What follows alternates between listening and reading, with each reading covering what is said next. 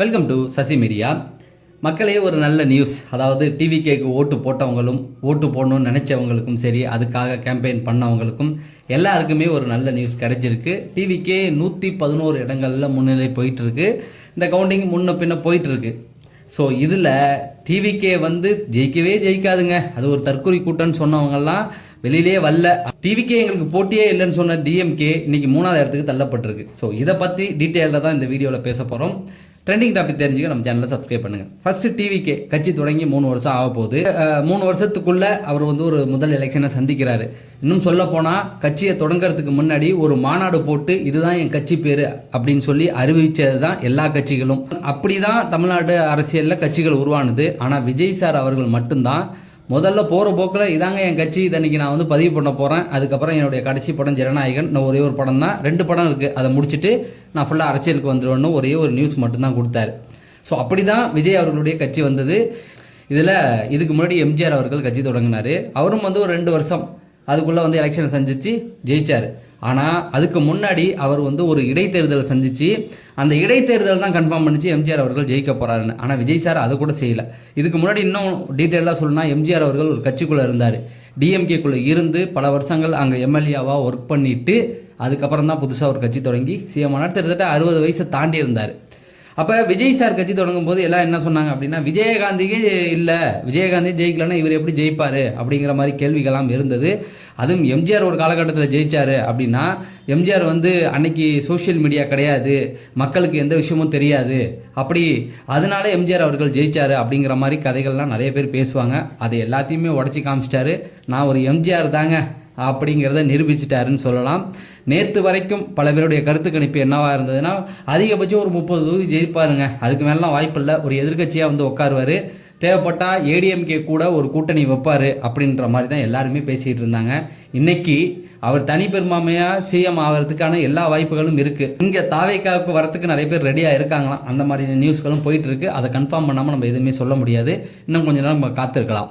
இந்த தேர்தல் பரப்புரையில் விஜய் சாரை எவ்வளோ மட்டம் தட்ட முடியுமோ அவ்வளோ மட்டம் தட்டினாங்க. டிஎம்கேவாக இருக்கட்டும், ஏடிஎம்கேவாக இருக்கட்டும், இந்த கட்சி தலைவர்கள் எல்லாருமே 234 தொகுதிகளுக்கும் போனாங்க. ஆனால் தளபதி விஜய் போகவே இல்லை அப்படிங்கிறது தான்.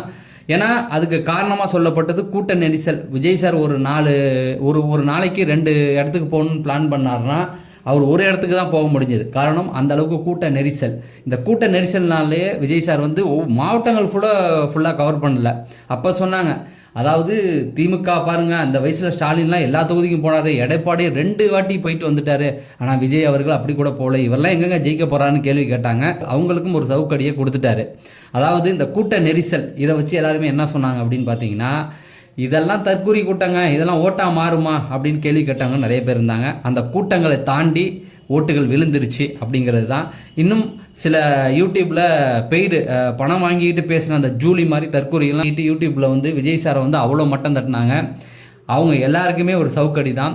அதுவும் டிஎம்கே என்ன சொன்னாங்க அப்படின்னு பார்த்தீங்கன்னா, டிவிக்கே எங்களுக்கு போட்டியே கிடையாதுங்க, அதெல்லாம் நாங்கள் கண்டுக்கிறது கூட கிடையாது அப்படின்னு சொன்ன டிஎம்கே இன்றைக்கி யாரையுமே கண்டுக்காத அளவுக்கு போயிடுச்சு அப்படிங்கிறது தான்.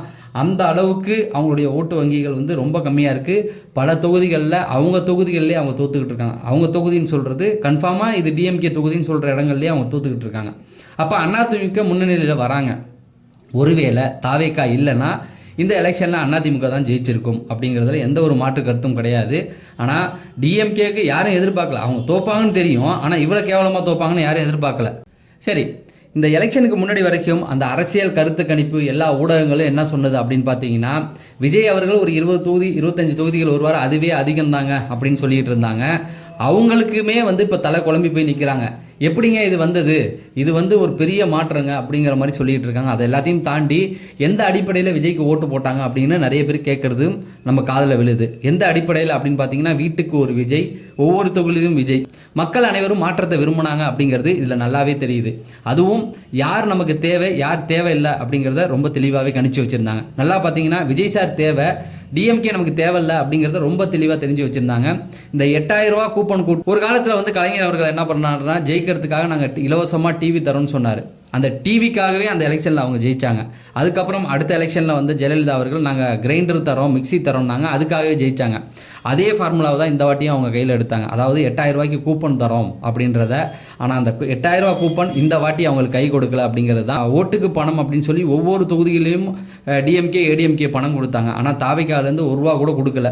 அப்படி இருந்தும் மக்கள் வந்து அவருக்கு ஓட்டு போட்டிருக்காங்களா, அதுதான் அவங்களை ஜெயிக்க வச்சது. ஏன்னா நீ பணம் கொடுத்தா நீ எங்களை வந்து ஏமாத்துவ அப்படிங்கிறத உணர்ந்துட்டாங்க. இனிமேல் நோட்டுக்கு பணம் கொடுத்தாலும் நம்ம ஜெயிக்க போகிறதில்ல அப்படிங்கிறத எல்லா எம்எல்ஏக்களையும் தெரிஞ்சிருப்பாங்க அப்படிங்கிறது தான். சரி, இதில் மக்கள் வந்து எங்களுக்கு அந்த கட்சி தேவையில்லை அப்படின்னு முடிவு எடுத்துட்டாங்க. அதை தான் விஜய் சாருமே வந்து எலெக்ஷன் முன்னாடி ஒரு கரெக்டாக பிடிச்சிக்கிட்டாருன்னு சொல்லலாம். ஆனால் போட்டி டிஎம்கே டிவிகே அப்படிங்கிற ஒரு விஷயத்தை கையில் எடுத்து தான் இந்த எலெக்ஷனை வந்து முன்னெடுத்து போனார்.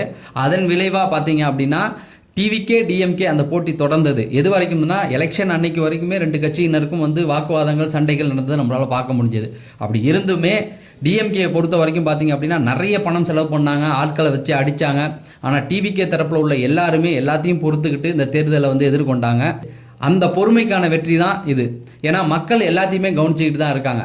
எடுத்த எடுப்பில் விஜய் சாருக்கு வந்து ஓட்டு போட்டுறல, விஜயை காலி பண்ணுறதுக்காக அவங்க போட்ட பிளான் எல்லாமே மக்களுக்கு வந்து நல்லாவே தெரிஞ்சிருச்சுன்னு சொல்லலாம். முக்கியமாக கரூர் பிரச்சனையை சொல்லலாம். அதாவது விஜயை காலி பண்ணுறதுக்காகவே செந்தில் பாலாஜி போட்ட பிளான் தான் அது. அப்படி வச்சு விஜயை காலி பண்ணிடலான்னு அவங்கெல்லாம் நினச்சாங்க. இந்த கரூர் பிரச்சனையில் மக்கள் அனைவருமே விஜய் சார் பக்கத்தில் நின்னாங்க. அதுக்கப்புறம் தொடர்ந்து பார்த்தீங்கன்னா விஜய் சாருக்கு வந்து என்னென்ன பிரச்சனை, குடும்ப வழியாக கூட பிரச்சனையெல்லாம் கொடுத்து பார்த்தாங்க. ஸோ இதையும் மக்கள் வந்து புரிஞ்சுக்கிட்டாங்க. ஒரு ஒரு மாற்றத்துக்காக ஒருத்தர் வராரு, அவர் எந்த அளவுக்கு போட்டு அலக்களிக்கிறாங்க, எவ்வளோ பழி வாங்குறாங்க அப்படிங்கிறதையும் வந்து மக்கள் புரிஞ்சுக்கிட்டாங்க. எல்லாத்துக்கும் மேலே விஜய் சார் கடைசி நாள் பேசின அந்த பரப்புரை தான். அந்த பரப்புரையில் டீட்டெயில்டாக எல்லா விஷயத்தையுமே மக்கள்கிட்ட சொல்லி, குழந்தைகள் முதற்கொண்டு எனக்காக போய் பேசுங்க அப்படின்னு சொன்னாங்க. அதுவும் வந்து இந்த எலெக்ஷனில் கை கொடுத்துருக்கு. எல்லாத்துக்கும் மேலே கடைசியாக ஒன்று சொல்ல விரும்புகிறேன். கடைசியாக விஜய் சாரை காலி பண்ணுறதுக்கு அவங்க எடுத்த ஒரு ஆயுதம் ஒன்று இருக்குது, ரொம்ப மோசமான ஒரு ஆயுதம். எலெக்ஷன்லாம் முடிஞ்சதுக்கப்புறம் சிலர் வந்து மீடியாக்களில் பேசினாங்க, எலெக்ஷன் ரிசல்ட்டுக்கு அப்புறம் விஜய் சாருடைய ரசிகர்கள் வந்து மனநிலை சரியில்லாமல் போயிடுவாங்க, அந்த சின்ன குழந்தைங்க அதாவது தவறான முடிவை எடுத்து தங்களுடைய உயிரை மாய்த்துக்குவாங்கன்ற அளவுக்கு கூட யூடியூப் சோஷியல் மீடியாக்களில் பேசிக்கிட்டு இருந்தாங்க. அதை எதிர்த்து கூட நான் ஒரு வீடியோ போட்டிருந்தேன். அதுக்கப்புறம் நான் சொன்ன விஷயம் என்ன அப்படின்னு பார்த்தீங்கன்னா, அதுக்கு வாய்ப்பே இல்லை. ஏன்னா விஜய் சார் தோத்தா தானே அதெல்லாம் நடக்கும், விஜய் சார் தான் ஜெயிச்சிருவாரே அப்படின்னு சொல்லி நான் சொல்லியிருந்தேன். அதுதான் இன்றைக்கி நடந்துகிட்டு இருக்கு. பொறுத்த வரைக்கும் நான் விஜய் சாருக்கு ஓட்டு போட்டால் ஒரு மாற்றம் வேணும்னு நினச்சேன், அது நடந்துருச்சு. நீங்கள் என்ன நினச்சிங்க? விஜய் சார் வரணும்னு நினச்சிங்களா அப்படிங்கிறத கமெண்ட் செக்ஷனில் சொல்லுங்கள். உங்களுக்கு விஜய் சாரை பிடிக்குன்னா நம்ம சேனலை சப்ஸ்கிரைப் பண்ணிட்டு வீடியோ லைக் பண்ணுங்கள்.